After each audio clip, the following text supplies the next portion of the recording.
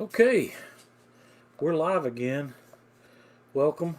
It's Friday night, 7:30, and when you get old like me, this is what you do.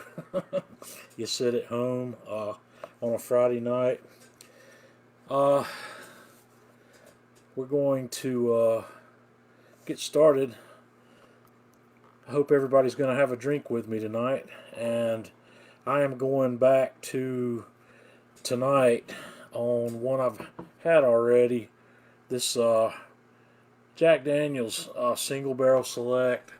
This one by far has been my favorite so far uh, from my Friday night excursions into whiskey and bourbon. We're gonna have a couple fingers of this, and man, this is just a really good whiskey. I really like it, and it's high on my list. I know a lot of people don't think much of Jack Daniels, but I do. And the reason I do, maybe, is because I visited the distillery and got a professionally led tasting experience on the entire line of their top shelf stuff. We've talked about that before, but this stuff is good. I really enjoy this single barrel select. It just has a richness to it that I can't even begin to describe it.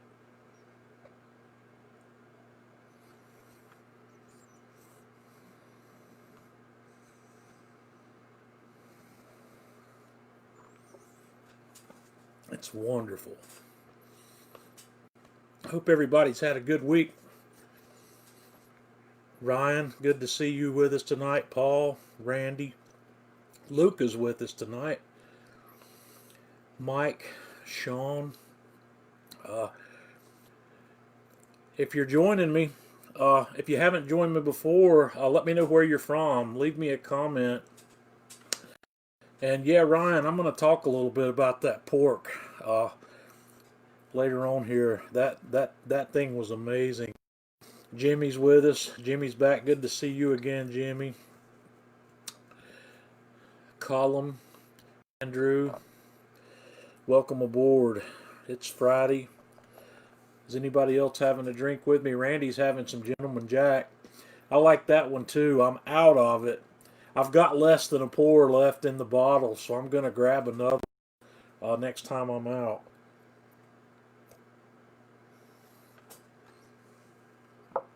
Mike's from Auckland, New Zealand. That's a beautiful country down there. I've never been, but maybe one day I'm going to go. Oh boy, Lisa. Now there's another name I haven't seen in a long time. Lisa Lent. She's from Australia. She's up. See if I can remember the name of the she's in. It's north of Sydney, and it's oh good Lord, Lisa. I can't remember the town you live in. Do you still live in the same place? I met Lisa online in a photography website I used to participate at, and she's a wedding photographer down there, and I think that's awesome. Haven't seen her name pop up here in a long time. She's a great photographer. Michael's from Indian Trail. Jason's from New Jersey. Brad's from Charlotte. That's in my neighborhood, about an hour southeast of me. Indian Trail, North Carolina's down there just near. Everybody could join us tonight.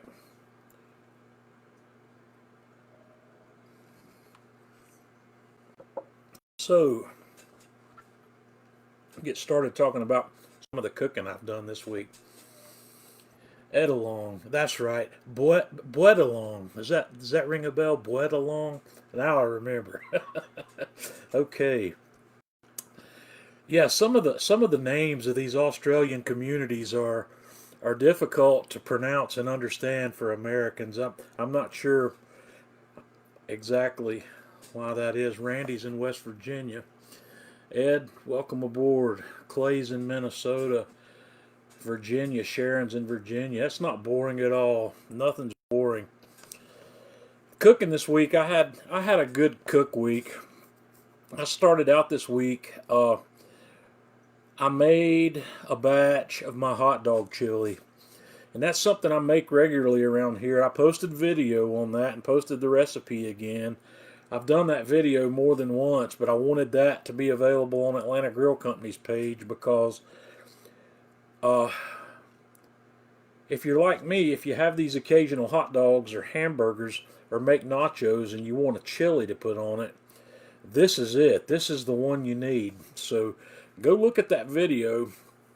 It's here on the Man Cave Meals page. I shared it here, and it's also on the Atlanta Grill Company page and YouTube channel. It is a wonderful chili. It's not the easiest thing in the world to make. It takes about an hour really to make it.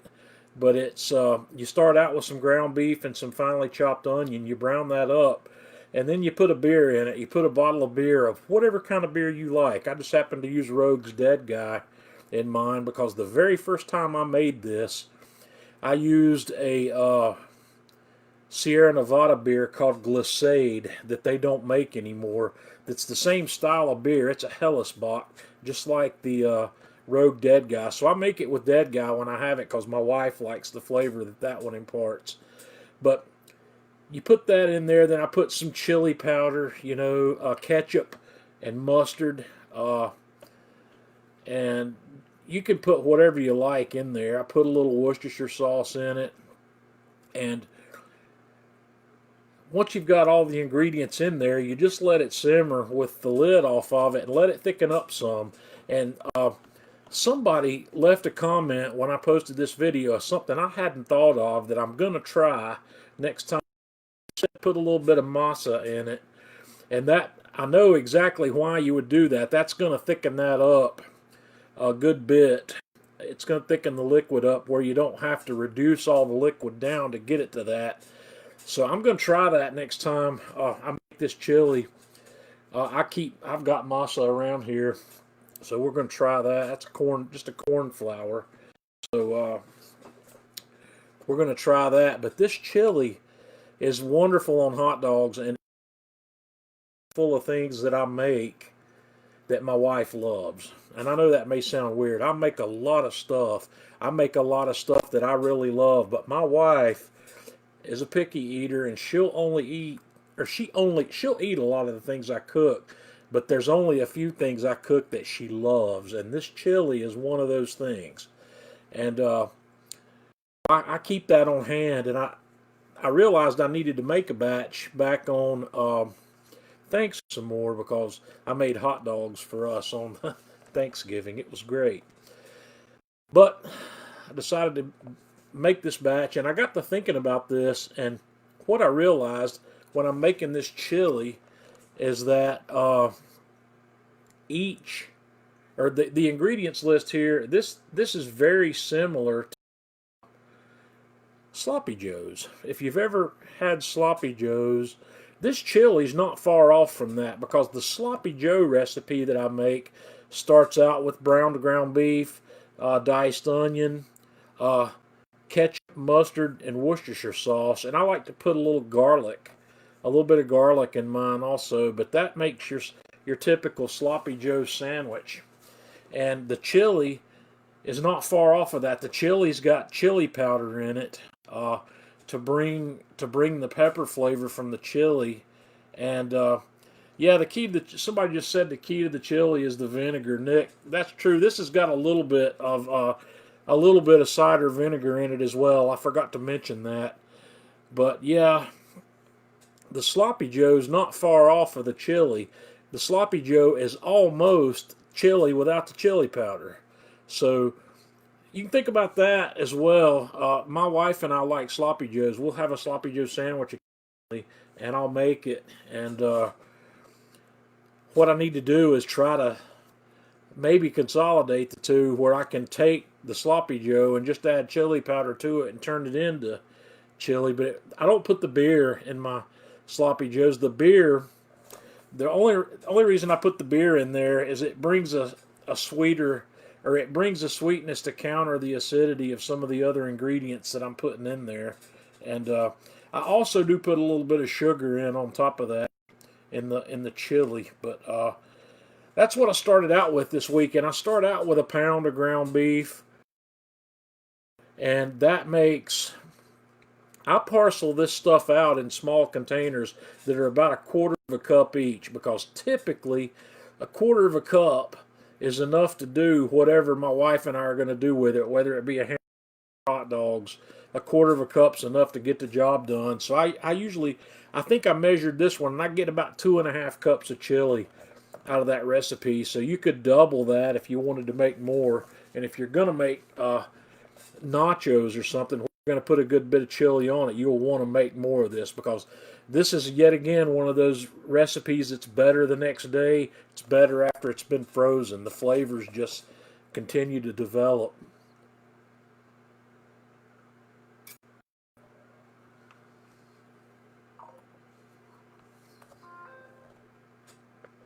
So yeah, I'm restocked on chili. I've got 10 more servings of that put away. So that was the first thing I did this week. The second thing I did this week, I just posted the video for this 30 minutes ago.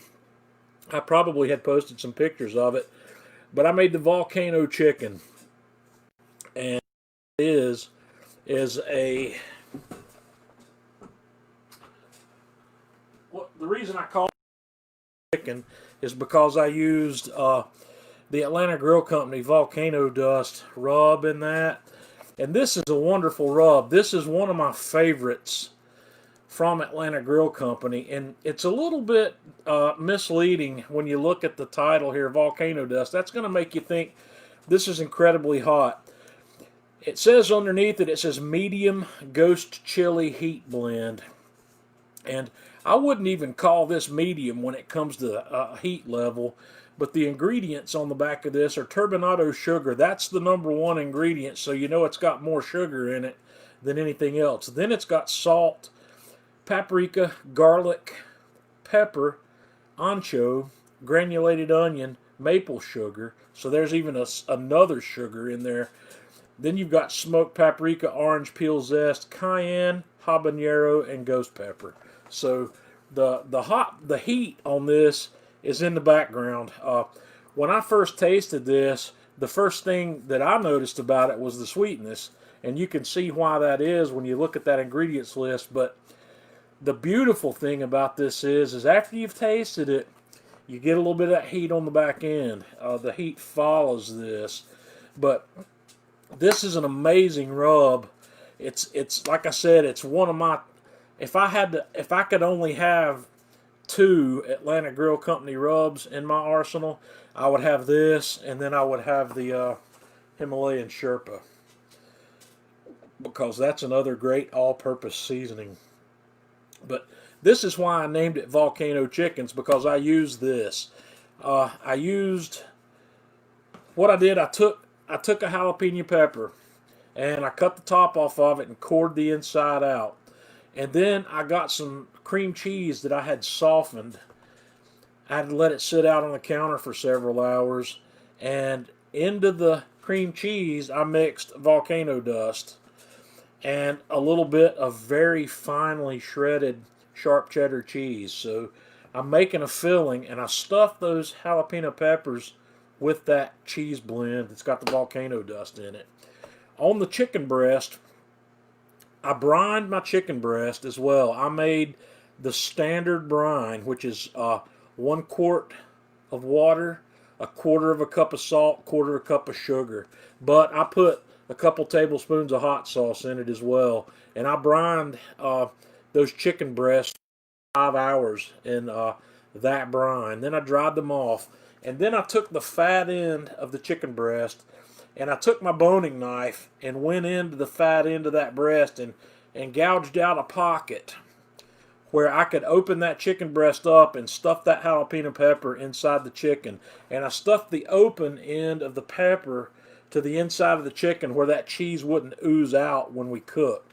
So after I've got the jalapeno pepper stuffed in there, I cut a couple of strips of bacon and laid 2 short strips of bacon short direction wise across the top of those chicken breasts. And then I shake some more of the volcano dust on top of the chicken. And I put these on the grill. I did my first cook on the PK Grill's PK Go portable grill. I used the portable grill to cook these on just so I could get my first cook done on that grill. I'm super stoked with that thing. It worked like a champ. I just loaded up my small Weber charcoal chimney with some briquette charcoal that I had, and loaded it on the right side of the PK Go. And then I put a half grill on the left side, and I cooked these chicken breasts over indirect heat. And I stuck a temperature probe through the top vent just to see what kind of temperature I was getting. And I was shooting to have it between 400 and 450, and I was able to keep it between 400 and 450 with no trouble just by dialing that top vent just a little bit. It worked great.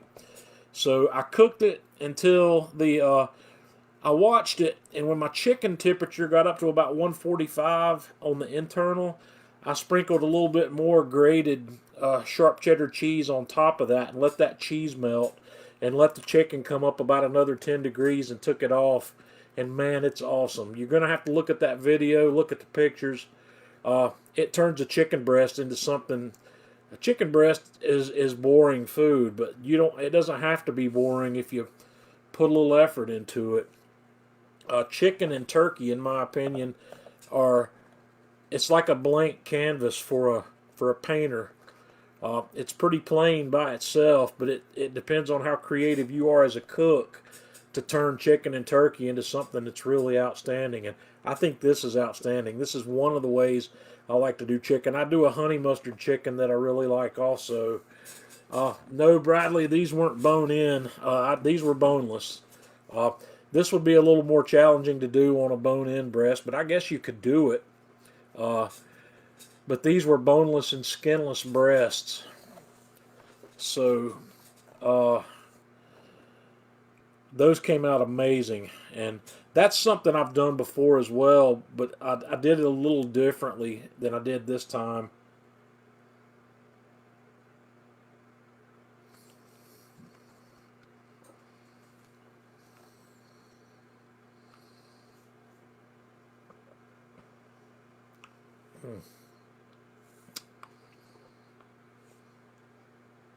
That's just good.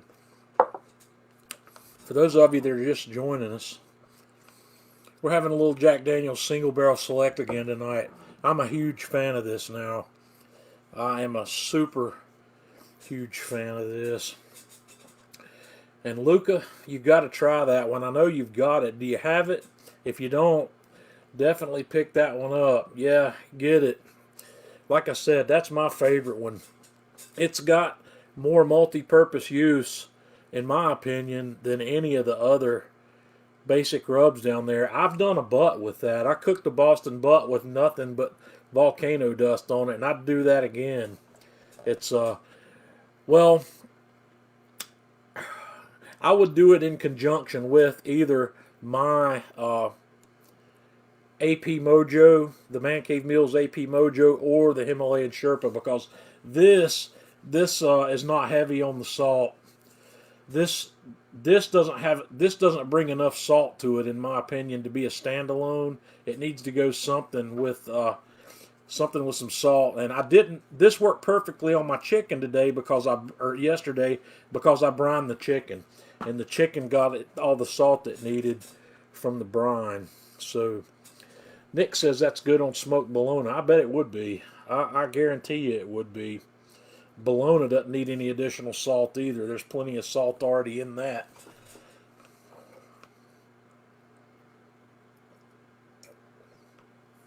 So that brings us to today. I was cruising the interwebs the other day, and I saw something that I hadn't really noticed before. Somebody posted a picture of this piece of meat they bought at Costco. It was by Swift, which is a big pork producer, and it was called a rack of pork. And I looked at that thing, and what's in the package there is an 8-bone semi-Frenched rack of pork, which is it's like the ribeye from a cow, but it's from the pig instead. It's got the rib bones, and it's got the rib meat there with the pork loin, with the loin still attached, and it's base. I can't describe it any better than it's a prime rib roast from a pig. It's exactly what it is. There's no real other way to describe that. If somebody knows a better description of that, let me know what it is, because I may be identifying that wrong. But it's the pork loin with the bone still attached, and I got to looking at that, and I said, man, I said that would be fun to cook. I've never cooked one of those, and I said I'm gonna have to run to Costco, and Costco's an hour away from me, so it's not something I do every day. It's a 2 hour round trip. But Wednesday, was it Wednesday? Yeah, Wednesday morning. My wife was busy, and I decided I was going to shoot on down to Costco and get that. So I bought that, and the one I bought weighed 6.1 or 6.2 pounds. You know, it's a decent size, and I paid $18 for that. So you know, it was exactly $2.99 a pound. It was priced out at $2.99 a pound, and for $18 I got this thing. And when you see the video for this cook's not coming up till next week. But I have posted some pictures of it, and the thing is amazing. It when I tasted this thing today after I finished with the video, we may be having some streaming problems. If somebody said something earlier about the audio might be breaking up a little bit, but I just got a little interruption. If I'm having problems, let me know, and I'll quit yakking. But I'm still showing me as connected. But when I tasted this thing after I cooked it today, I made the comment to my wife and several other places that I think this is the best pork chop I've had in my life.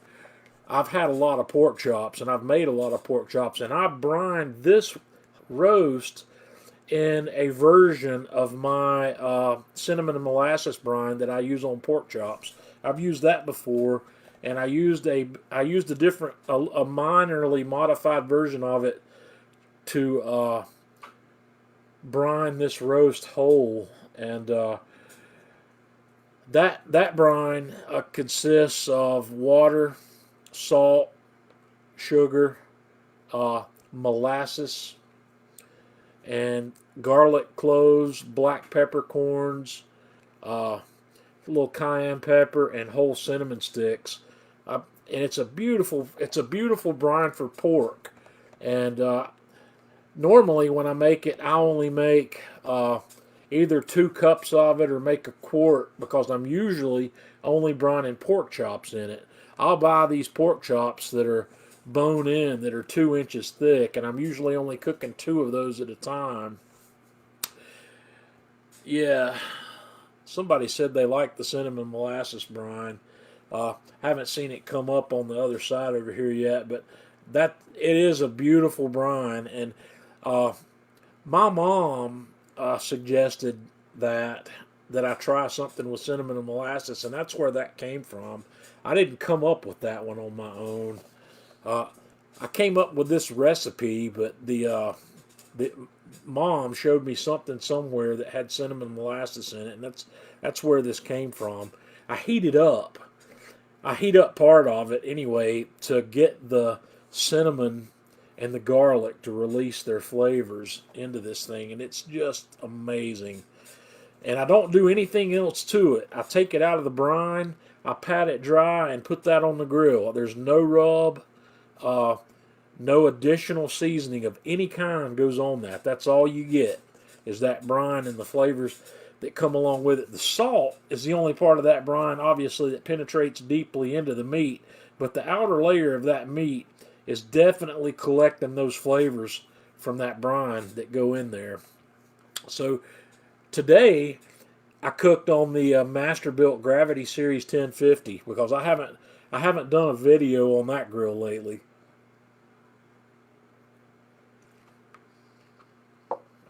For those of you that might not be familiar with the 1050, I'd get familiar with it because I'm not afraid to stand here proudly and say, out of everything I've got on my deck,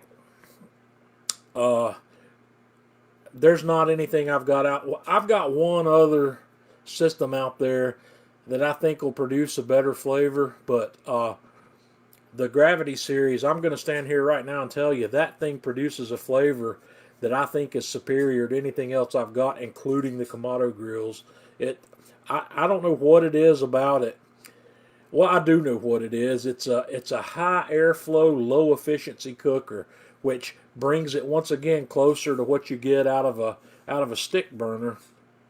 But this thing's capable of cooking it at temperatures anywhere between 150 degrees and 650 degrees. So you can go the full gamut with it.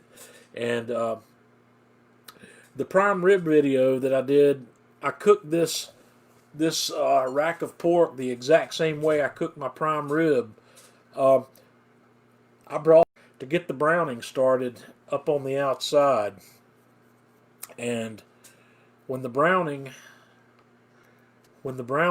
looked good, which was at about 15 minutes, I might have could have let this one go to 20.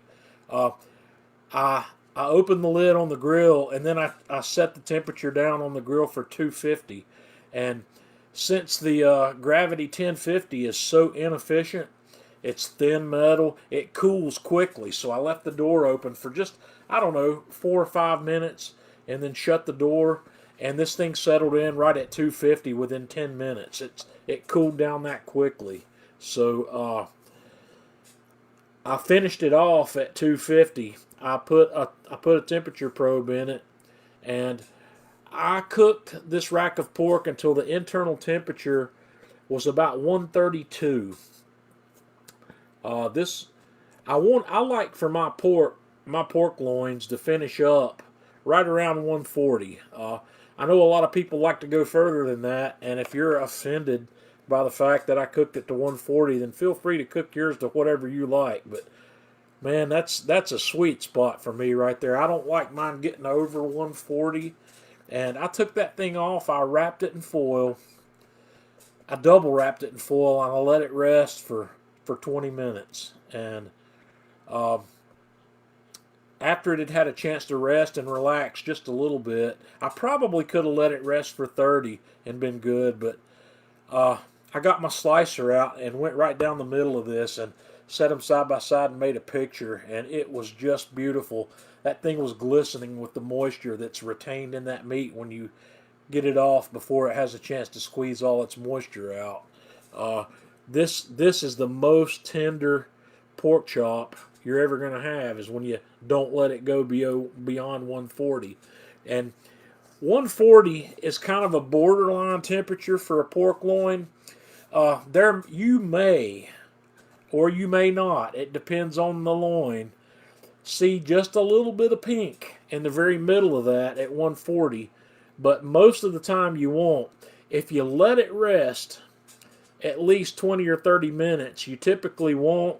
But on the very thickest part of this, I saw just a hair of pink in there, but that's okay with me. That doesn't bother me a bit. I love that texture and tenderness and moistness that you get out of one of these when it comes out at that temperature. So if you ever have a chance to try that, do. If you've got a sous vide circulator, brine your pork, cook it at 140 and pull it out when it's had a chance to get to 140 and see what you think about that taste and texture. And I bet you'll not go back. If you take a pork loin to 165, I grew up eating pork loins that got up even higher than that at my grandmother's house for Sunday lunches, and we loved it, but it's because I didn't know any better. I'd love to have a chance to cook a pork loin for my grandmother today. I think I'd change her mind. But yeah, I sliced it, and to finish it off, I put a little bit of my homemade cranberry sauce on it. I published a video earlier this month of some homemade cranberry sauce. It's very easy to make. Pork and fruit are a match made in heaven. You can put whatever kind of fruit you like on it. Cranberry, I think, works very well. Raspberry works very well. I like fruits on a pork chop that are a little more assertive, and raspberries assertive, as you know. The cranberry is definitely assertive. You gotta be careful when you're making cranberry not to let it be bitter. But yeah, do that. But cherry's another good one. Another great combination of a fruit flavor to go on a pork chop that I like is an almond and cherry. So if you make a cherry compote or something like that, put a little bit of frangelica in it for some hazelnut flavor, or a little bit of amaretto for an almond flavor, and it will blow you away. Almond goes well with pork, but when you bring almond and a fruit to pork, it's really something else. You're gonna have to give that a shot. Somewhere in my video archive, I think it's on the Kamado Joe channel, I did a cherry and almond topping to go on pork. I'll have to dig that one out. It's been a long time since I've done it, but it's out there somewhere. So, yeah, this pork was very likely the best pork chop I've ever had. And I was asking some of my audience earlier today if this rack of pork is seasonal with Costco, because I figured it might be, because I had not seen them before. And I've been told that it is seasonal. I've been told that they only have it during the Christmas months, and somebody said they have it again around Easter, but I'm not going to take a chance on that. I'm going to try to get back down to Costco sometime in the next 4 or 5 days, and I'm probably going to grab 2 more of those and stick them in my freezer, because I've got a rotisserie coming for the Masterbuilt 1050, and I think this would be something I'd like to cook on the rotisserie when that gets here. This is something else. If you've got a Joe-tisserie for your Kamado Joe, this would be a good one to spin. It'd be a real good spin. It's I'm not sure, a classic. I guess it would fit. I didn't think to look. This roast was about, I don't know, it's 8 bones. I'm guessing it was about 14. It was maybe 14 or 15 inches. It was at least 14 inches. It'd probably fit okay in the classic, so it should. But yeah, I was totally blown away with this rack of pork, and I'm gonna go get another one. If any of you have ever cooked that, let me know. Leave me a comment. Tell me how you did it and what you thought about it. Swift pork is pretty good usually. I see Swift pork fairly regularly I'm seeing it at Costco, and I'm trying to remember what the name of the big pork producer here in North Carolina is. It's escaping me for some reason in a moment, but it's I've been buying their pork through Sam's Club for a long time, and it's very good. But I want to get back down to Heritage Farms down in Goldsboro sometime soon, and see if I can get a rack like this from them of the Cheshire pork, some of the really good stuff. I haven't been to Heritage Farms since COVID came around, because their general store down there was closed to walk-in business for quite a while, and it's opened back up now, and I just need to get back down there, because typically when I go to Heritage Farms, I throw the big Yeti in the back of the car, and I'll spend $200 or $300 on pork, so I don't have to go down there. That's a 4-hour or 3.5. It's 3.5 hours each way for me to go visit those guys, but I make it worth the trip every time I go.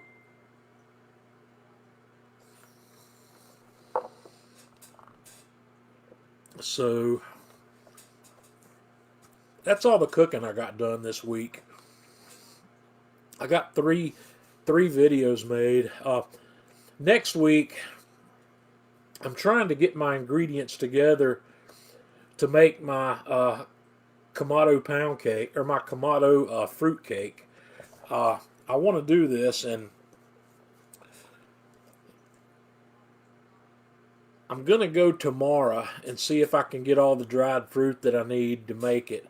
And if I can get all the dried fruit together I need to make this fruit cake, I'm going to make it probably on Tuesday, and I'll post the video for it on Thursday.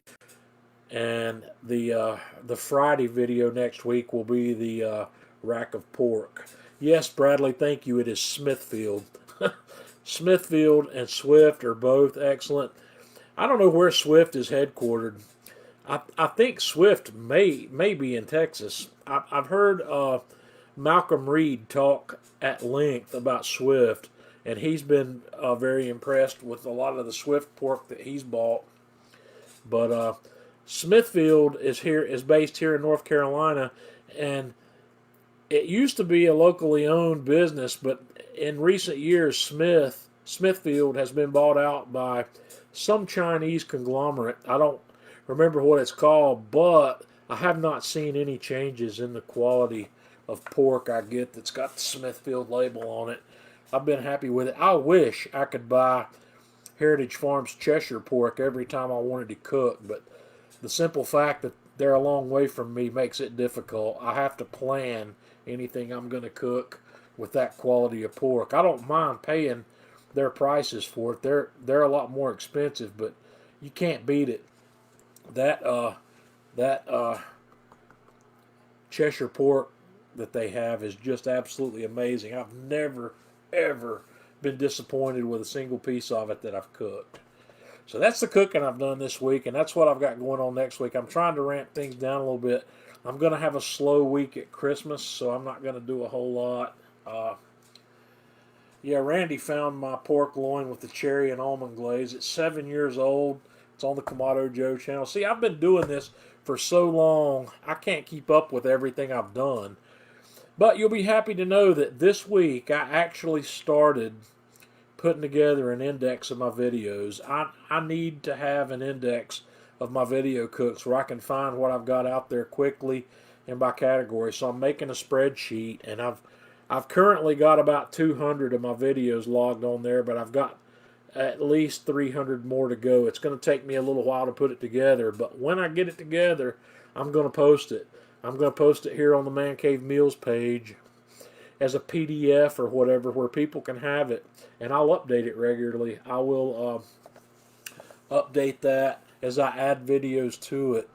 A lot of the videos I've done several videos more than once, and I may go through the list when I'm done, and where I've got duplicates, I may delete from the list ones that I don't think are as good as the other ones, because I'm growing as I go. Everything, when I first started, I'm better at this now than I was 8 years ago when I started making videos. My first videos, well, actually, it's been longer than that. My first videos were published in 2012. So, we're looking at 8 years, right at 8 years. And I go back and look at some of those older videos, and I laugh at them because, they're not what they could be, but it's what I thought I was proud of it when I did it, so I'm not going to sit here today and say I'm not proud of it. I'm learning as I go. If I ever quit learning, then I might as well give it up, because I'll never know everything I want to know about cooking. And so that's where we are on the cooking. Now, I mentioned in the description here a challenge. And this kind of leads into that. I need to challenge myself occasionally. And in order to do that, I need your help. So if you're watching, I'm challenging you to challenge me. Leave me a comment in the comments on this feed and tell me something that you'd like to see me cook on the grill, on any of the grills I've got, something you think would be challenging. I want you to challenge me. I want you to make me pick something that's going to be difficult, something that's going to be hard to do, something that you've thought about doing but were afraid to do. What can I do? And if it's something I haven't done, I'm going to pick something from your suggestions, and maybe more than one thing if it's something I haven't done already. So don't even post beef Wellington because I've done it already. Pork Wellington is something I'm going to do. I'm not going to get it done before Christmas, though. That's something I wanted to get done before Christmas, but it's not going to happen. But I'm still going to do that, so I'll do another Wellington. Leave me a comment. Challenge me. What do you think would be difficult? What do you think would push my boundaries as a cook on the grill? What would be hard to do? Somebody just posted lobster. I'm glad you did that because I'm going to get some lobster done, but lobster's easy. The only thing difficult about cooking a lobster is prepping it, where you snip the shell and lift the meat out where it rides up on top of the shell. You got to be a little careful doing that or you'll make it look bad. But lobster's easy to cook. I'll tell you up front, one of the things I'm going to do in the first quarter, I have found a place, that Fulton County Fish Market or whatever up in New York. I'm going to get an octopus, and we're gonna grill octopus. I'm gonna get that done in the first quarter. I'm trying to get a big enough order together from Fulton where I can get it shipped for free. So we're gonna do something with octopus. If you like octopus, tell me what I can do with octopus that does not involve a salad. Everything I've looked up about octopus is where they put grilled octopus on a salad. What else can I do with it? I don't mind making a salad, but that is the cliche thing to do with grilled octopus. If you've got an idea for that, let me know. Maybe octopus taco. How about that? We could put octopus on a taco with something green, maybe. So give me a shot. Robert Joe says white chocoholic cheesecake. Yeah, I've done cheesecakes on the grill. I've done several of those. Stephen Hickey, welcome, Stephen. I'm glad to see you with us tonight. I hope you're well. Fish stew. I'll star that one because that's a worthy one right there. That one. Bradley says game meat. Yeah, I would love to do more game meat. I got two problems. Number one, I'm not a hunter. And number two, the only friends I have that hunt are deer hunters. Here in North Carolina, there's not a lot of wild game that people are hunting besides deer, turkey, dove, quail. I'd have to mail order anything I'm gonna get my hands on wild game wise. It's out of the ordinary. Bison, I can buy bison, but it's pre-butchered at places like I don't think it was Whole Foods that I found bison. It may have been the Fresh Market or somewhere like that. So venison backstrap, a suckling pig I'd love to do, but I'm not going to mess with it. I don't want to. I could do that on the Masterbuilt, but that I really do need to visit that idea because it's something I've never done. I'll star that one also. That would be a challenge for me because I know nothing about cooking something like that. I've never even considered it, and I'm afraid of it. So William, I'm gonna look into that. Let me. I can probably source one of those not too far away from here, and I'm just gonna have to do some research and figure out how to cook that. That's a good idea. I'm afraid of it, so you might be the winner. I might take that up. That would be a challenge for me. I guarantee it.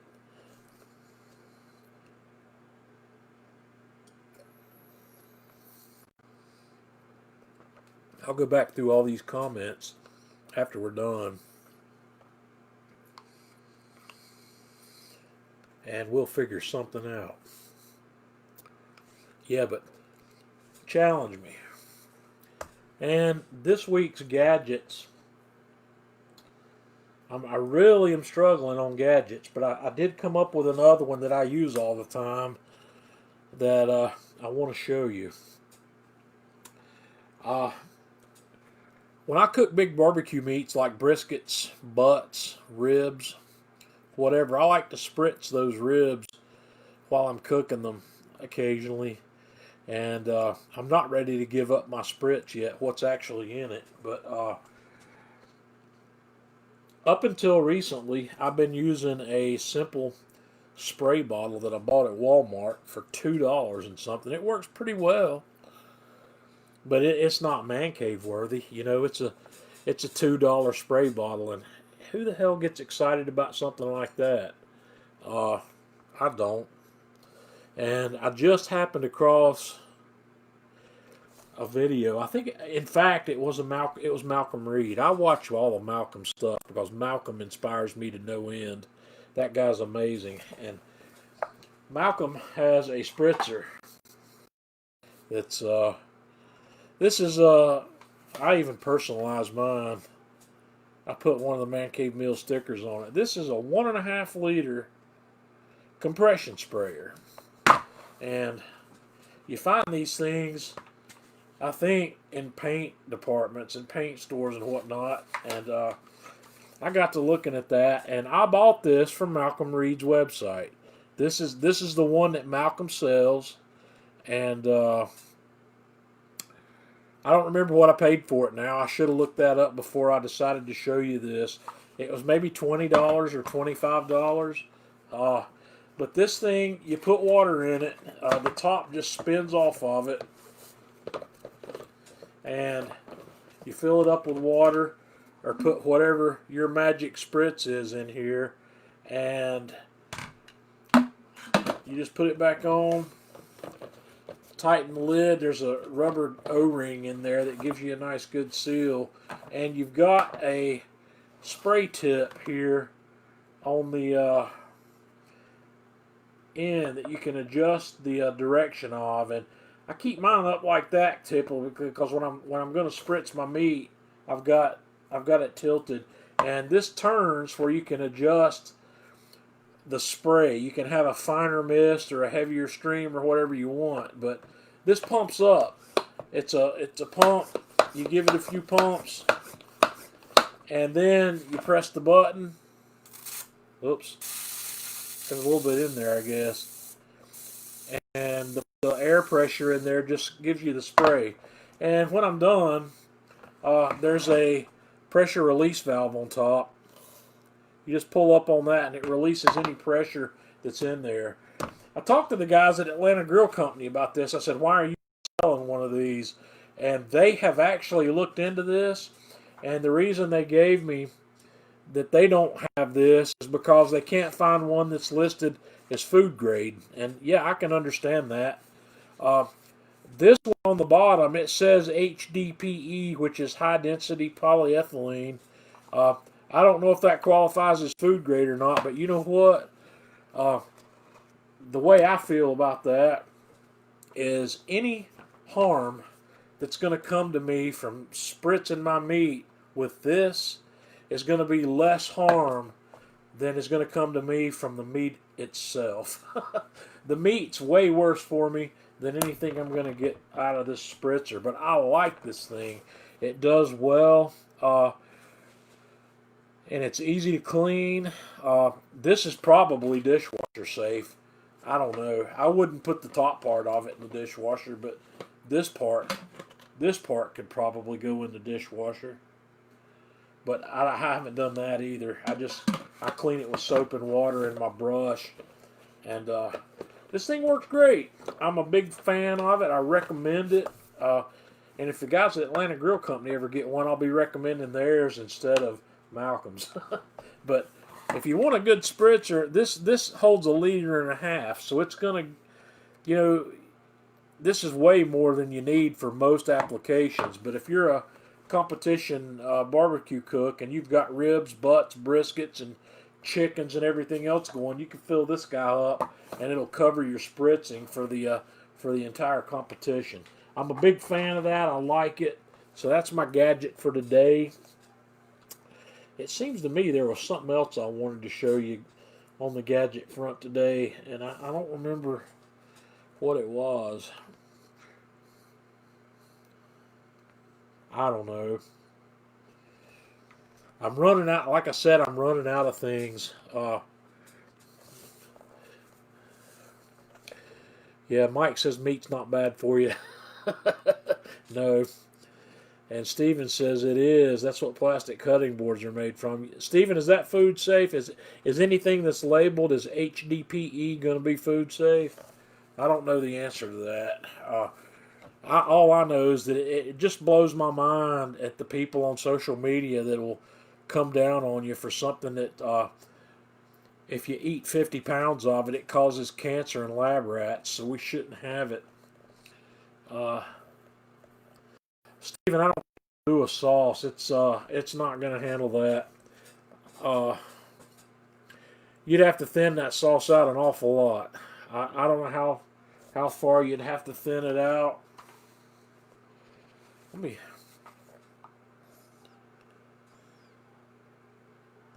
That's a real small hole. It's a real small hole in the tip of that thing. I wouldn't put anything in there that could have any kind of chunk on it at all. It's not going to handle it. My spritz is all liquids that would have nothing solid still there. I don't have any kind of solids in my spritz by the time it makes it to the spritzer. It's got my spritz gets heated and strained before it goes in the spritzer.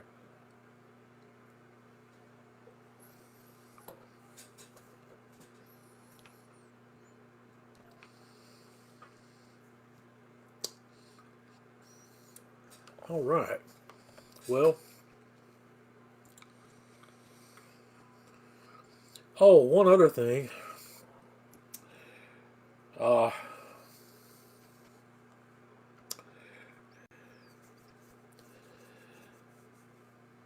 I'm starting to think about the spring already. I know it's just December, but this spring I'm going to try some bucket gardening. My friend Mark Garwatowski, who is not with us tonight, I don't think he checks in here very often, but he's one of my Kamado Joe social media friends. He grows hot peppers, and he grows a lot of them, and he makes some butt-kicking hot sauces. He sent me some samples of some of his hot sauces a while back, and they were truly phenomenal. He makes some sauces with some of these screaming hot peppers that are so well done. You can taste the citrus background that comes in some of these things. Like, I'm trying to remember right now what the peppers were and what he sent me. They may have been the Carolina Reaper or the Scorpions or whatever, but those peppers have a citrus note that if it's done well, you can taste that. And I'm gonna try some of this bucket gardening. I'm gonna give it a shot. There's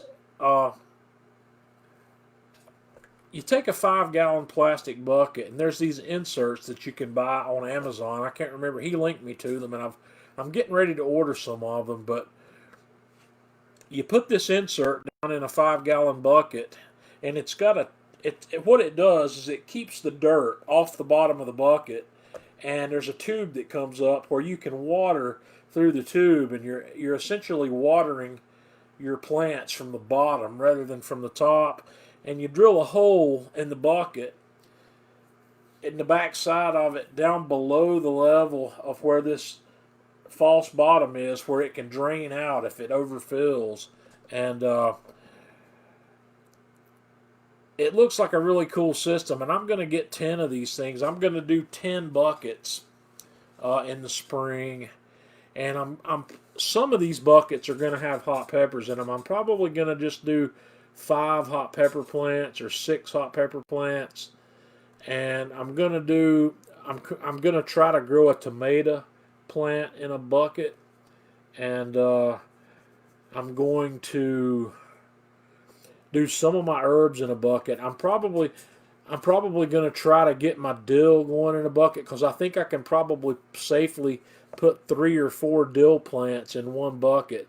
I've had a hard time growing dill from seeds, but I've got one of these Aero Gardens. I don't know if you're familiar with those. It's a little indoor hydroponic system, and it does real well.